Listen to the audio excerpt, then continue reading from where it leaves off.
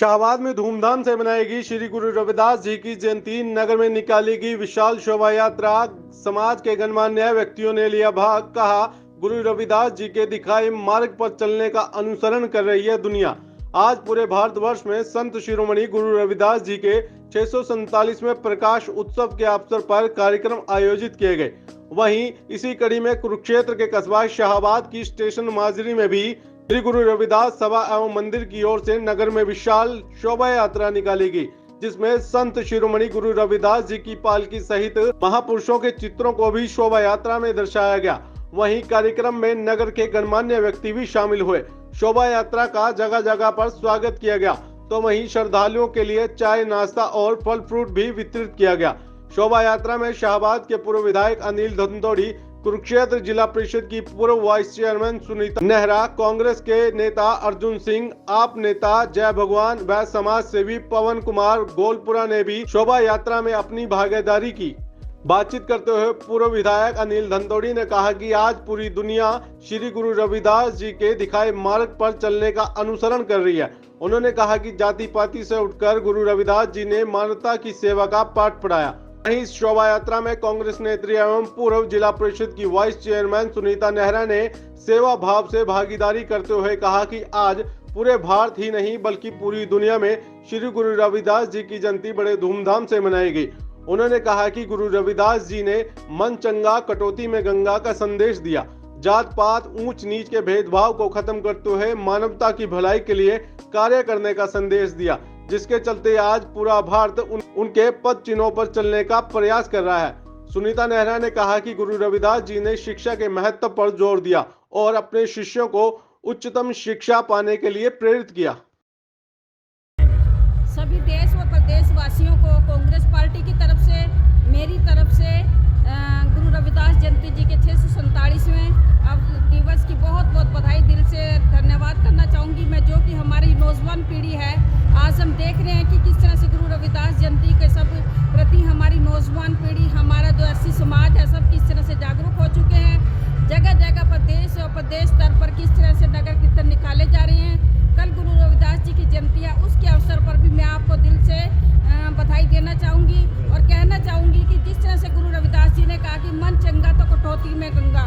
हम अपने कर्मों से छोटे बड़े होते हैं, अपने कर्मों से ऊंच नीच होते हैं। जात पात यहाँ पर कुछ नहीं है। गुरु रविदास जी ने जात पात का विरोध किया है, बिल्कुल सही है। हमें गुरु रविदास जी की जो वाणी है उसके विचारों को अपने जीवन में अमल करना चाहिए।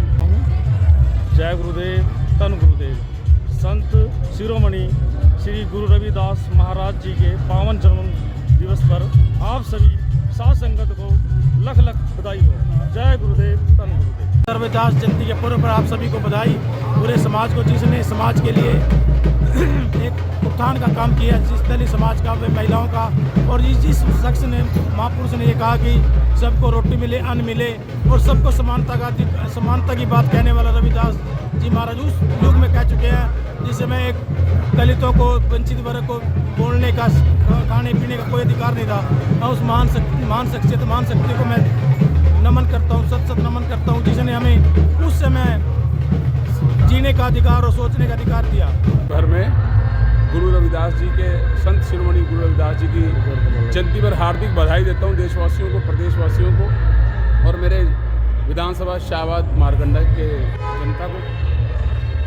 देखिए, आज बड़ा हर्ष का दिन है, खुशी का दिन है कि संत शिरोमणि गुरु रविदास, जिनके बताए हुए मार्ग पर लगभग 648 वर्ष पूर्व उनका जन्म हुआ और उसके बाद से लगातार इस देश के अंदर जब उनका जन्म हुआ छुआछात था, जातिवाद था, लेकिन उन्होंने धर्म को, सनातन को जिंदा रखा, सनातन को बचाया।